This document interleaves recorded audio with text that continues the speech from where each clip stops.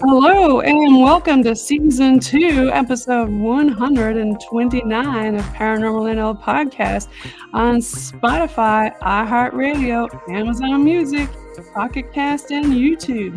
I'm your host, Jen. For tonight's show, let's give a big shout out to the Paranormal NL Podcast Alumni-Network member who recommended tonight's guest. A big shout out to Charles Stevens, known as Chucky Danger on Instagram from Counter Cult Podcast. Now, Chucky is the mastermind behind the Linktree IPA, International Paranormal Alliance. And Chucky's from British Columbia, Canada. And Chucky was also on PNL Podcast Season 2, Episode 50, and Season 2, Episode 119. Right now, let's give some prayers and hugs to Florida, USA, with the new Hurricane Milton, now at Category 5. They're also still dealing with the cleanup of Hurricane Helene. Wow, there's also another hurricane out there, Kirk, headed towards the UK. That's a weird weather. But right now, it's time to pull up your cozy chair and grab your favorite pumpkin spice beverage and listen into your favorite podcast, Paranormal NL Podcast. It's a place where the people of Newfoundland and Labrador, Canada, and anywhere else in the world can share their paranormal experiences. PNL Podcast also believes in supporting people, places, and things to promote paranormal tourism and paranormal networking all over the world. A big thank you again to all the PNL Podcast alumni guests from Season 1 and 2, and of course our fans. We want to hear your stories. Do you have any paranormal, metaphysical, UFO, cryptid creatures, folklore, historical books, or just tales of the weird you'd like to share as a guest on my PNL Podcast? Please reach out to me on Facebook, Instagram, or Gmail at paranormal.nl@gmail.com. I forgot to throw a podcast in there, paranormal.nl.podcast@gmail.com.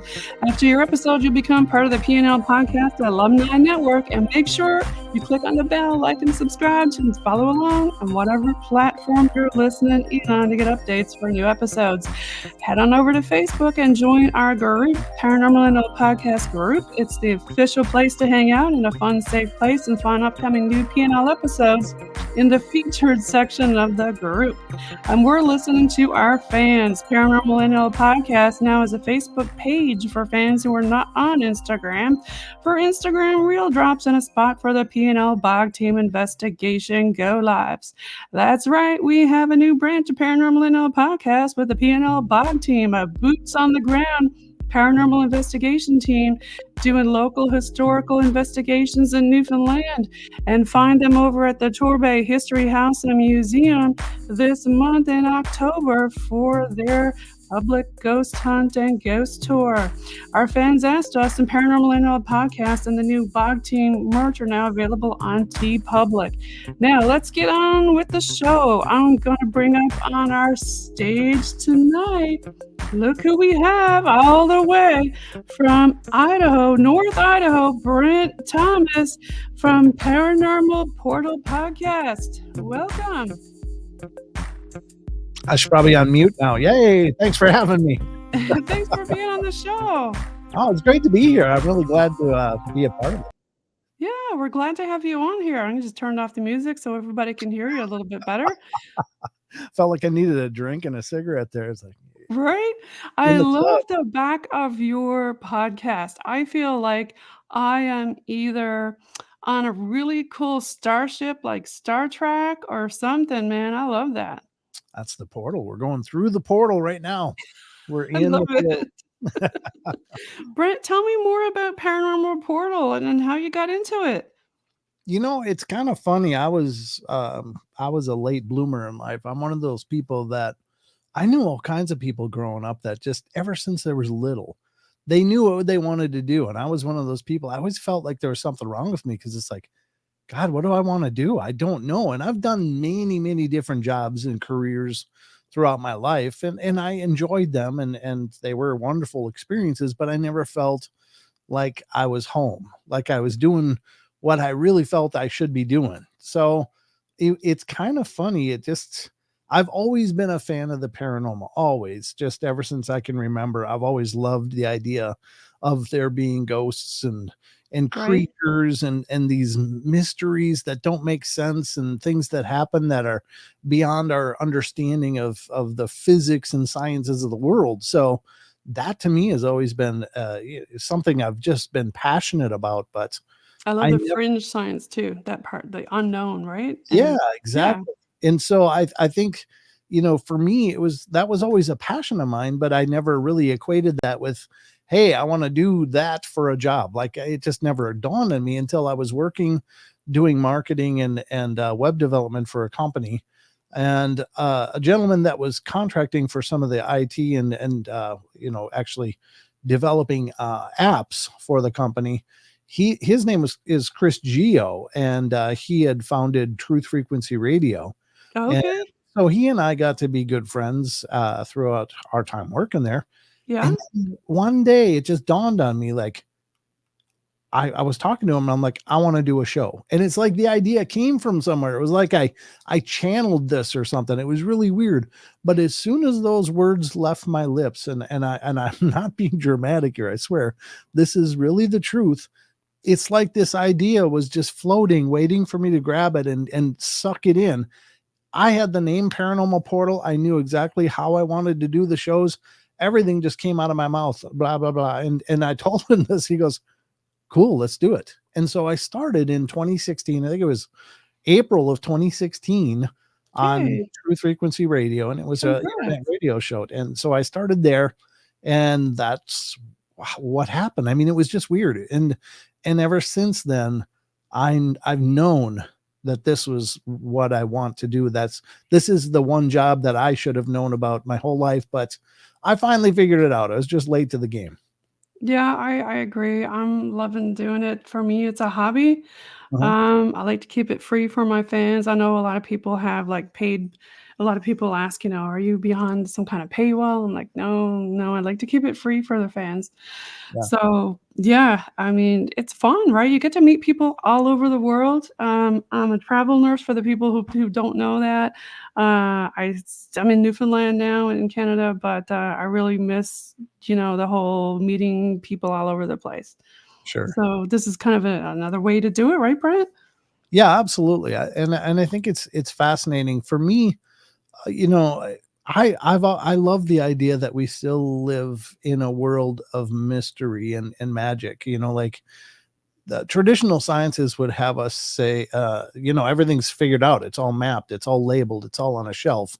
Yeah. And so it just sterilizes all of life. But yet this other stuff happens. This other amazing stuff happens. And it's like, wait, we don't know everything. There's a Right. lot going on here that we Yeah. haven't got sorted out. So I love that. And I love the opportunity to hear from people that have experienced these things firsthand. I mean, since this stuff doesn't lend itself to rigorous study and it still remains these nebulous ideas that we have of whatever this is. I mean, nobody knows what's going on with the paranormal, That's but right.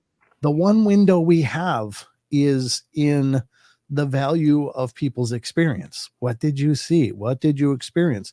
And that's the one thing that we can draw on consistently. And some people say, well, you can't trust witnesses. They just blow things up, or they, exaggerate, or most people are not reliable witnesses. And that's like, well, yeah, but through a body of reports, you can develop commonalities and consistencies. Once you have a lot of reports compiled, you can get somewhat of a behavioral profile of these different phenomena. Right. And so I think we do learn through that. At least it gives us a chance. It's kind of like, I look at it kind of like the way the FBI looks at profilers. Mhm. When you got this serial killer on the loose. Well, we don't know who it is. We don't know what they want. They don't need it. But you look at the body of evidence that you do know what happened, what happened, when it happened, what was going on, what was the triggers maybe. And Right. Yeah. Yeah. Different investigative techniques. I like that part of it too.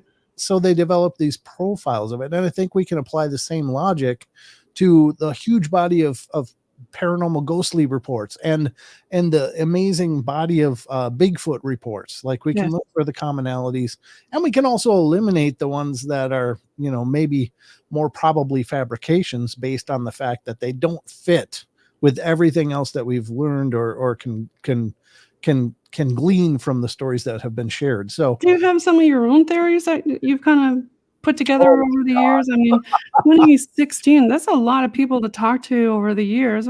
Have you come to any of your own personal beliefs or conclusions?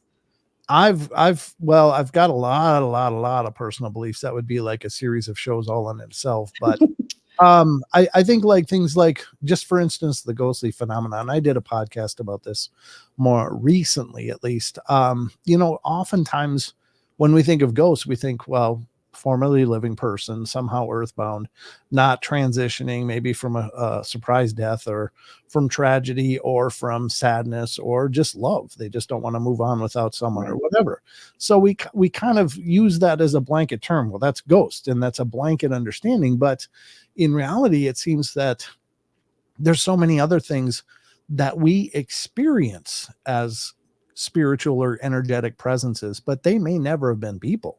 Like shadow people, I don't think were traditional people, at least not in the same regard. Then there's things like perhaps extra dimensional entities. There's perhaps elementals and things like sylphs and dryads and other things that exist kind of energetically, but they were never people. And then there's the possibility that some hauntings are created by the people themselves, much like the poltergeist phenomena. I've heard that theory too, where my thing behind me started getting excited with that one. Yeah, no, I've heard that that theory also, that conjuring. I don't mean in the sense of being an evil thing, but I mean in the sense that if you talk enough about it, it'll just kind of materialize or something. Sure. I think it was a university up in Canada that did an experiment, and this would be an example of what's called an egregore. And I learned that term from Amy Bruni of Kindred Spirits and Ghost Hunters when I interviewed love her. Amy. Yes. Wonderful. I think I may have watched an episode where they did something like that, and that happened, right? Well, she was she was on my show, and I interviewed her about her new cookbook, but she brought up the term egregore, and I'd never heard that before. I'm like, wait, what's that? And she talked about, and I had a concept of this as a theory in my own mind, but she gave it a name, and I was like, oh, cool, I know what to call it now. And an egregore, basically like a tulpa, is something generated from a person by a person, much like perhaps a poltergeist phenomena. It usually it results from one person probably, and whereas an egregore is something that is created by groups of people, multiple. And it can be done consciously, like ceremonially, magics and stuff, or it can be done inadvertently, just because people go into a place, they repeatedly exhibiting a lot of emotion and fear or anxiety or whatever, and so they're leaving these energetic imprints, the imprints that can coalesce into an intelligence. So that's what's called an egregore. And I think that what I was initially referring to was this. I think it was Canadian, but it could have been in the UK. But they created, I think they named it Carl, and they all got together as a group. This paranormal society got together as a group repeatedly, and they created a narrative for this Carl. And then they created his backstory, and they created all kinds of details of his life, and they meditated on it, and they tried to basically manifest this presence.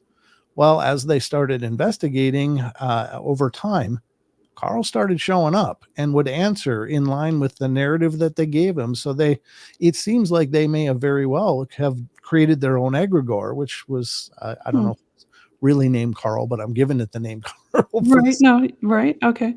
So that's a neat thing. But I think, there's a lot of things that we could say, when we hear ghost, you think, well, that's a person. Well, it could be a blanket of things. It could also be perhaps extraterrestrial or extra dimensional, as I said, extra dimensional before. But in terms of UFOs, when you look at abductions and encounters with alien creatures, sometimes it is indistinguishable from a haunting. When you look at what are people experiencing. Very similar, yes. Yes. Mm-hmm. We get in Newfoundland what we call the hag, where you get the sleep paralysis and all that kind of stuff. Mm-hmm. We call that, because we're Irish culture, so we call that the hag.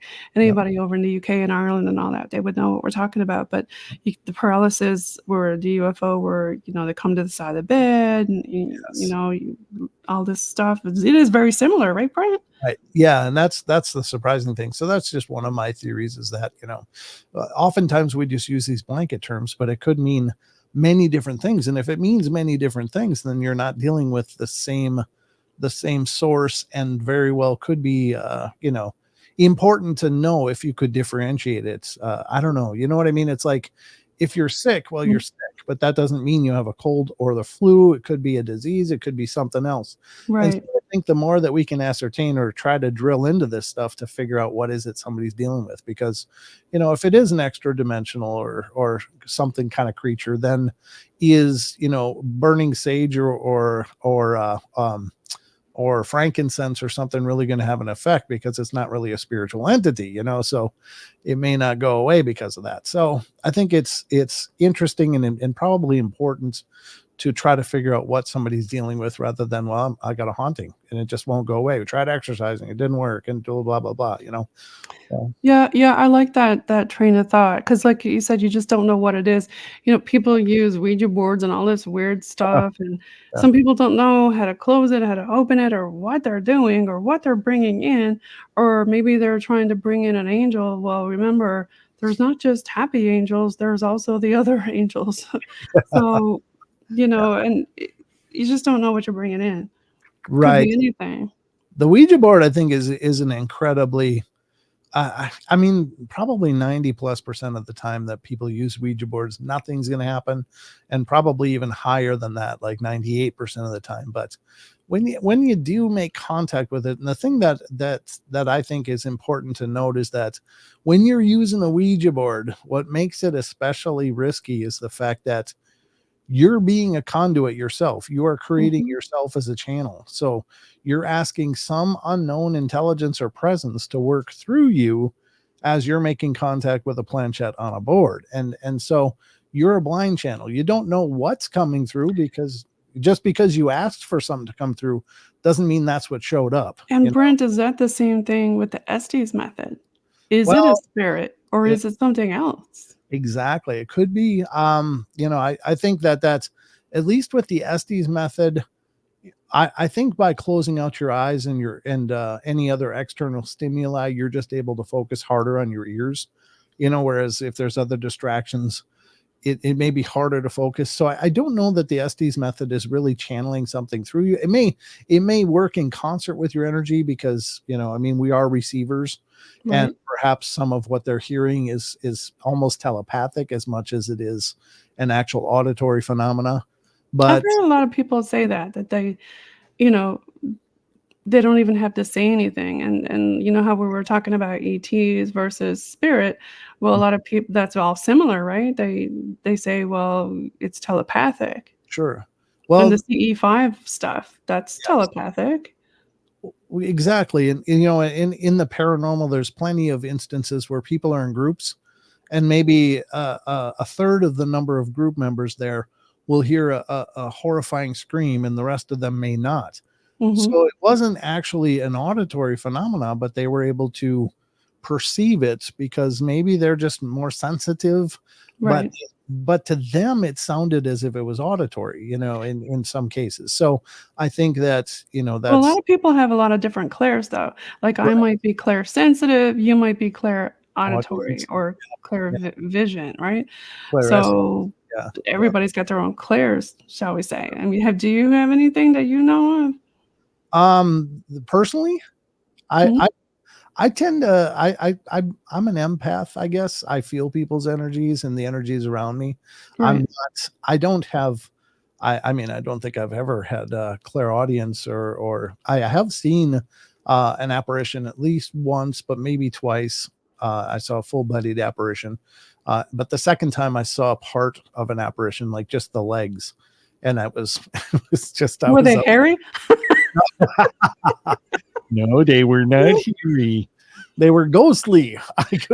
That's funny. I just had to throw that out there, throw some humor into it. No, I didn't think they were, good looking legs or anything. They were just legs walking by. And it was when I was sitting in front of my house right up here. I was just sitting in the darkness, looking out. It's very dark on my street. And I just was kind of sitting out. There's a little bit of moonlight, and I was kind of meditating, but not actively. I was just just relaxing and just sitting on my step looking out towards the street, and suddenly these ghostly legs walk by. I'm like, did I really see that? I think I really saw No, that. but you said something, you were meditating, and, I've talked to a lot of people who do a lot of this, remote viewing and things like that, and a lot of it is, to get to a certain space, meditation is very important Oh, sure. involved in it, and you were in a state of meditation, so maybe is that why you were able to see it? Could be. I mean, and I'm certainly a big believer in the fact that in order to perceive the more subtle energies, your mechanism has to be clear. And Mhm. I don't know if it's a direct act of meditation or just the state that meditation puts you in. I think it's almost like a self-hypnotic state. And you're asking me about my theories. Another theory I have is, and this kind of ties into it, so I'm going to get there. I'm going to take us on a journey here, Jen. But I think about the fact that I find it so interesting that so many children are able to actively perceive and interact with spiritual presences, like Mhm. robust discussions. They'll look as real as you or me to these kids. They are just Yes. there in that moment. But then something happens. And What happens to our pineal gland? Why does it shrivel up? Like it's not just that though. But that is interesting. And that I think is a big part of it. But what I did find out, and it became like about the 7, 8-year-olds, 5 to 7, 8-year-olds is when that door kind of closes for these kids. A lot of them. Some people perceive it the same throughout the course of their lives. Seem to be very rare examples. But I was always like, why? What is it with kids? How come we don't have that same mechanism or ability? And I think we do. But the point is that what I found out, and it was oddly enough, I happened to be catching a YouTube clip of the Joe Rogan show, and he had a guy on there who was talking about the children's brains are a lot different than adult brains. And it wasn't having to do with paranormal stuff, but I just thought, boom, this might be the ticket.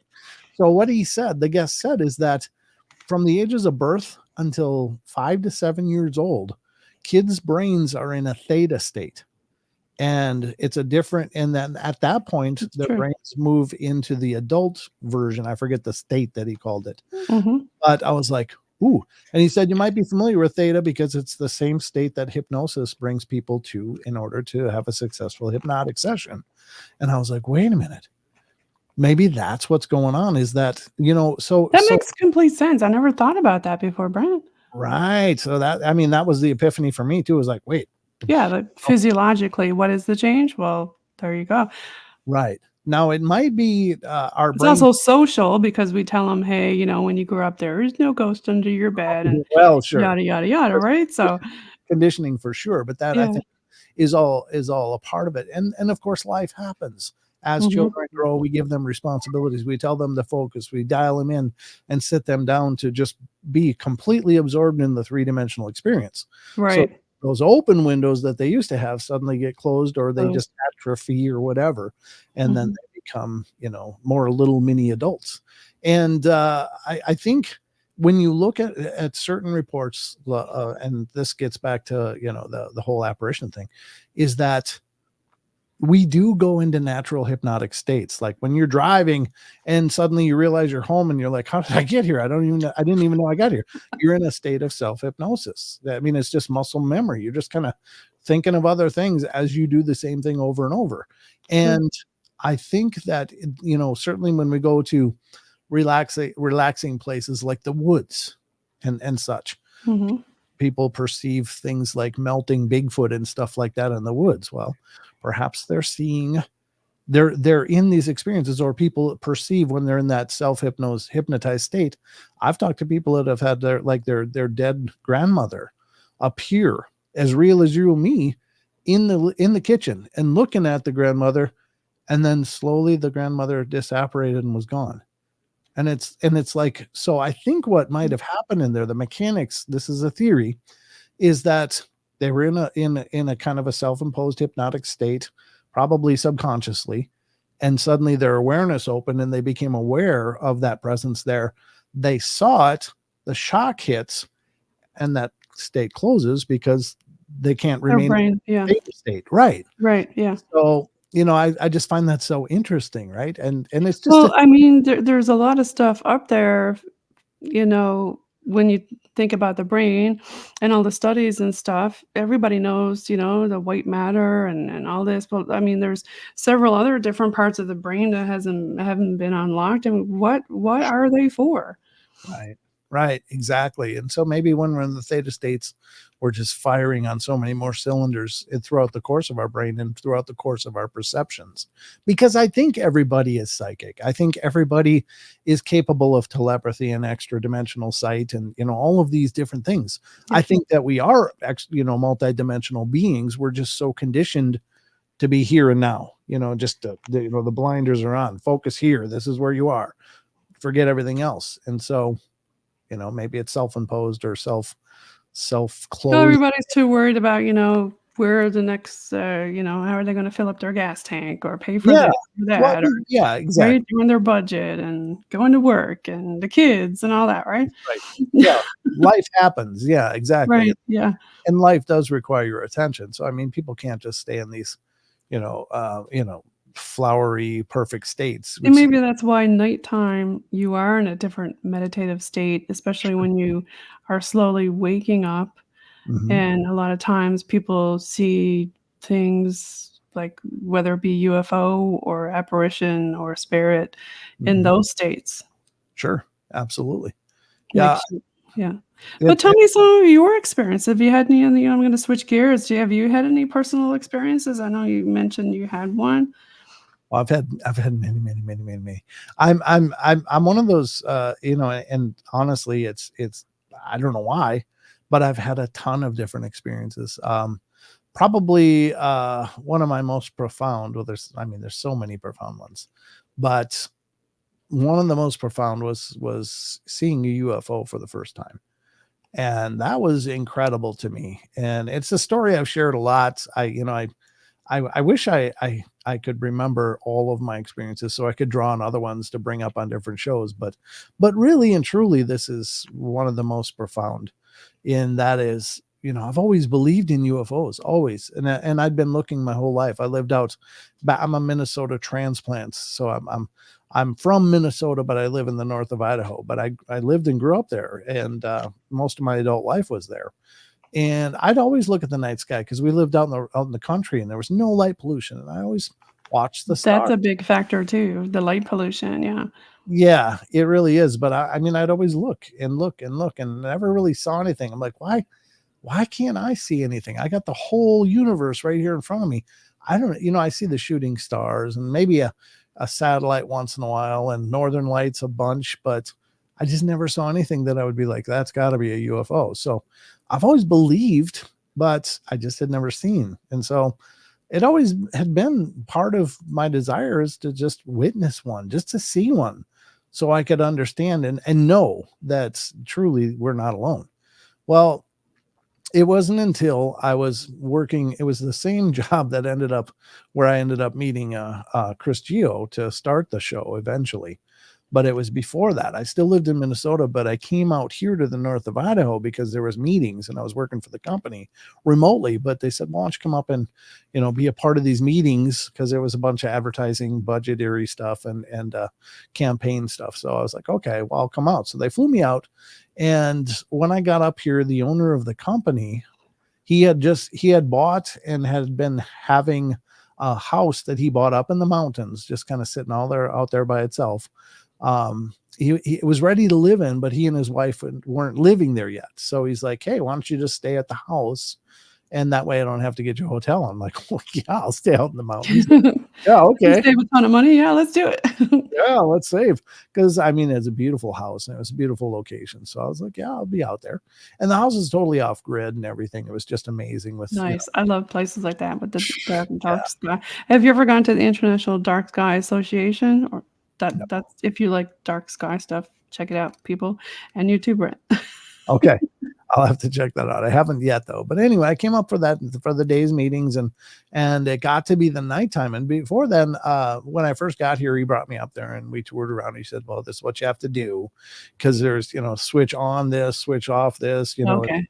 Kind of the ABCs of being off grid. And so he took me up and he said, by the way, I've got these night vision binoculars. You got to check these out at night. Nice. Okay.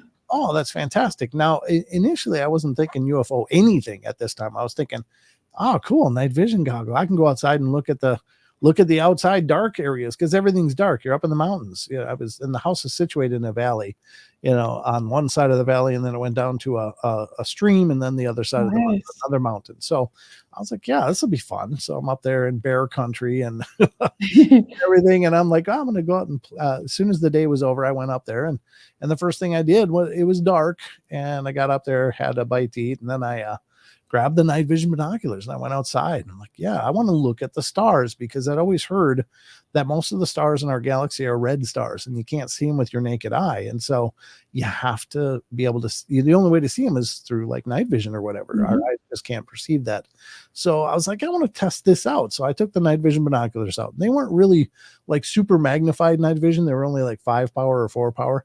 Okay. So very little magnification, but sure enough, I turned them on and looked at the stars, and it's true. If you ever get a chance to look at the night sky, if you have a clear starry night, get night vision binoculars and look, because you won't recognize the constellations. There are millions of more stars in the sky. It's just incredible. I love the stars. Yeah. Oh, well, me too. Newfoundland don't get to see that much because of all of our fog, but every now and again we get a good night and we can see the northern lights or something. Sure.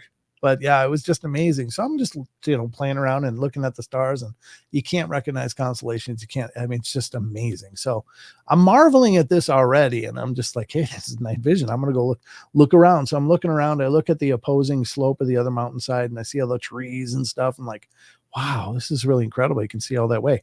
And it wasn't a super dark night. There was like a fragment of a moon and like one of the, a crescent moon. And it was, when you're out in the clear night and it's like late spring, so the air is real crisp and clear, and there's no noise, hardly any. The bugs aren't even out yet and stuff. So I'm just looking and then I was like, I'm gonna look on the side that I was on, look down the driveway. It's a switchback driveway, but it was all just a dark wall with my eyes. So I look down with the night vision, I can see all the way.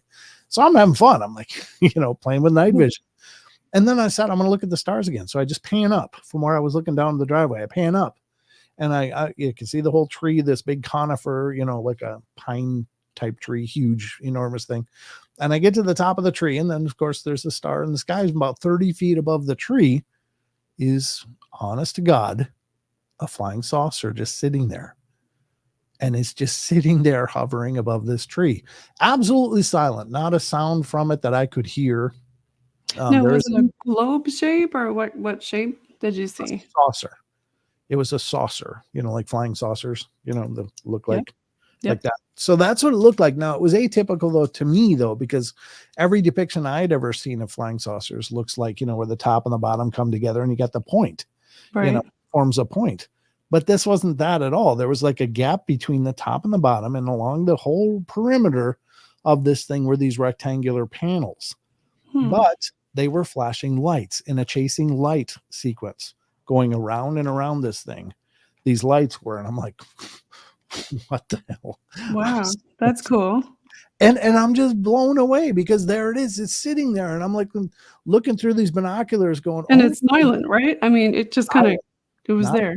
I didn't hear anything. Now there is a creek running below, so that's constantly making some sound. But how big was it, Brent? I would say it was about the size, maybe about the size of a school bus. Maybe a little smaller. So it wasn't enormous. It wasn't like a mothership or something.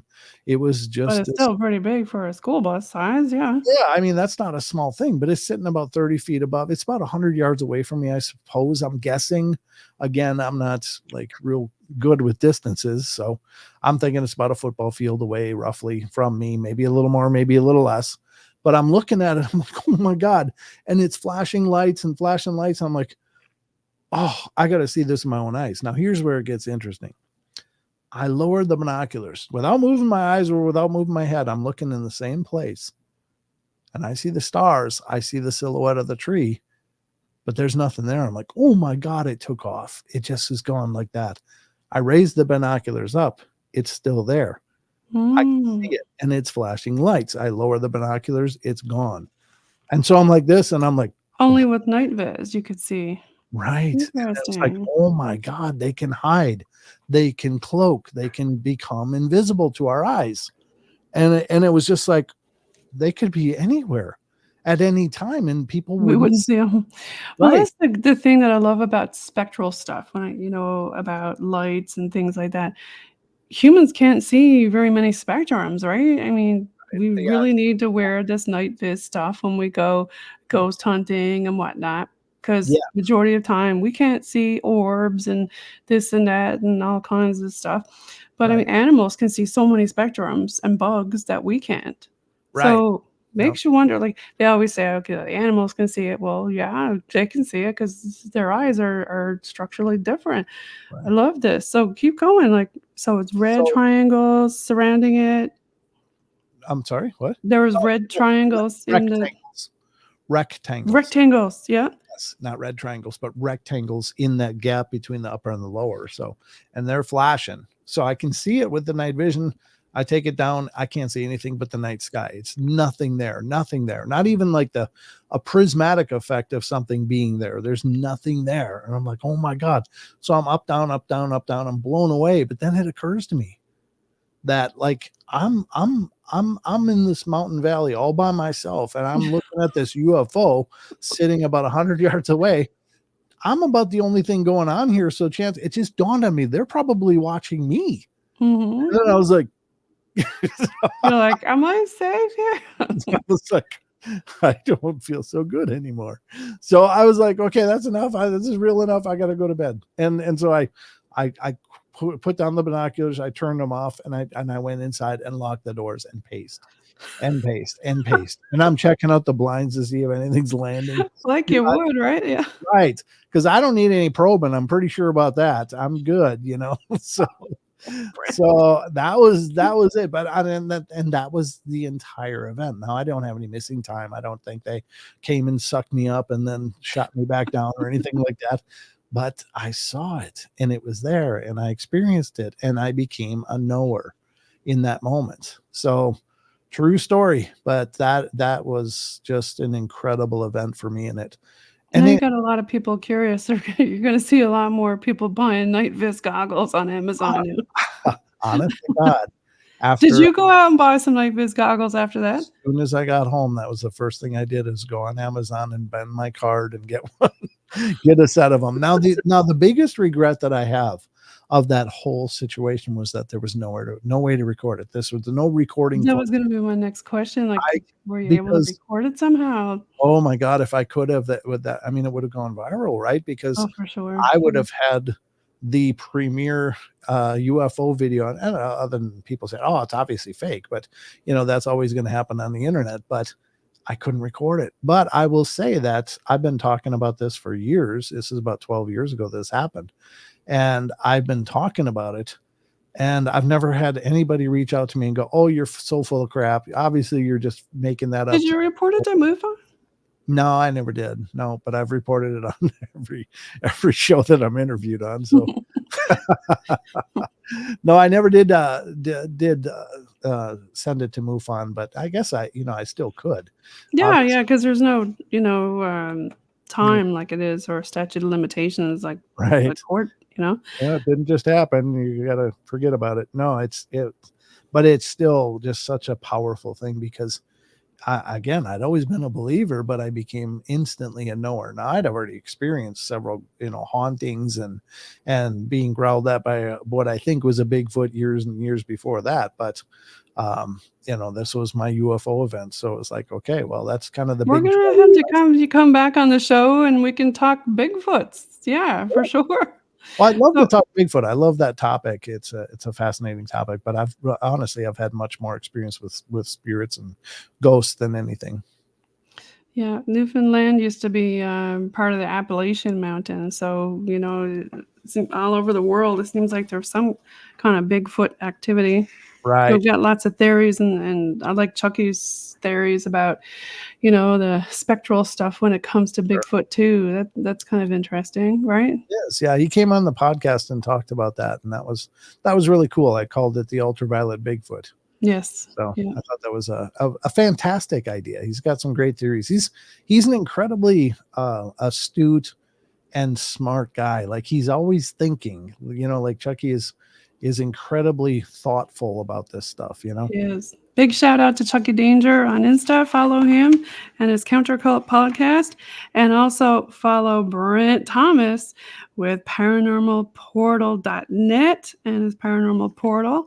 Now, Brent, do you want to give a shout out to any of your other socials and where people can find you and your work and how they can reach out to you?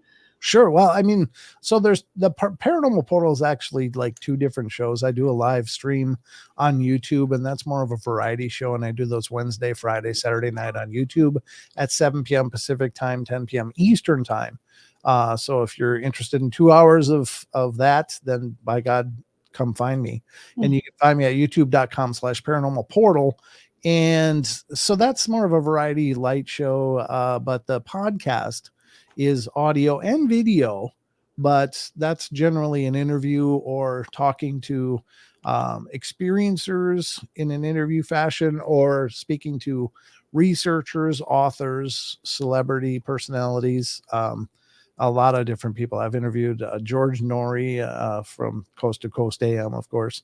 Everybody loves George. He's awesome. George is awesome. He's really such a nice guy. And I've interviewed Ronnie LeBlanc of Expedition Bigfoot. I've interviewed Amy. Big shout out to Ronnie. He's awesome. Yeah, Ronnie's great. He's just a wonderful, wonderful guy. And then Amy Bruni and so many more. But everybody I talk to, and I'm not meaning to drop names to try to inflate my ego or anything, but I have loved every discussion that I've had doing this. I've loved everybody that has taken their time to come on my show and share it to me, because I think that it gives us an opportunity to see through their eyes and through their words and through their experience and emotion. And I think that is such an honor to me that people do reach out to come on our shows and your show as well. I can tell you're a very thoughtful person, and that it means a lot to you as well. But I think, it's a sacred thing when somebody opens their heart. And I can't tell you how many interviews I've done where people are like, oh my God, it feels so good to finally talk about this. I've been carrying this for decades. It's like putting a lot of people. Yeah. And that's what I think is really cool about shows like yours and all the other shows out there, is that people need someplace to be able to talk about it. And I'm really glad that now more than ever, these discussions are happening and people have the ability to share and to release and to process and to listen to other people's experiences so they don't feel alone. I think I think that's really important too, Brent. It is. People feel so isolated after they've had these experiences and they don't know what to do, but then they find our shows and they go, hey, it's not just me. Hey, hey, I'm not broken. It wasn't my fault.